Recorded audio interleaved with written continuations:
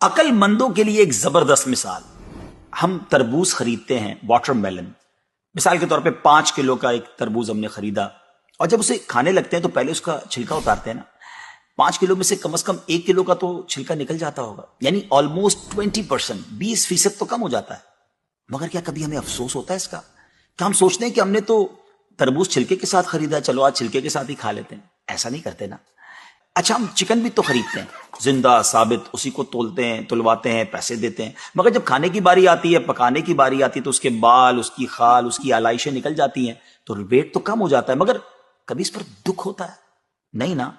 تو پھر 40,000 میں سے 1,000 دینے پر، 1,00,000 میں سے صرف 2,500 دینے پر ہمیں کیوں بہت تکلیف ہوتی ہے؟ حالانکہ یہ صرف 2.5% تو بنتا ہے، یعنی 100 روپے میں سے صرف 2.5 روپے.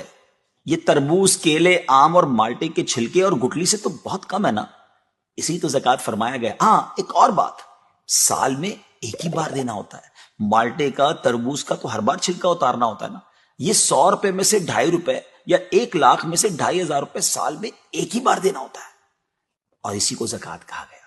کیا برکت والا کام ہے یہ. مال بھی پاک، ایمان بھی پاک، دل اور جسم بھی پاک، اور معاشرہ بھی خوشحال. اتنی معمولی رقم، یعنی 40 روپے میں سے صرف 1 روپے، اور فائدے کتنے زیادہ، اجر کتنا زیادہ، برکت کتنی زیادہ. تو اب اپنی زکوٰۃ ہم نے پوری دینی ہے.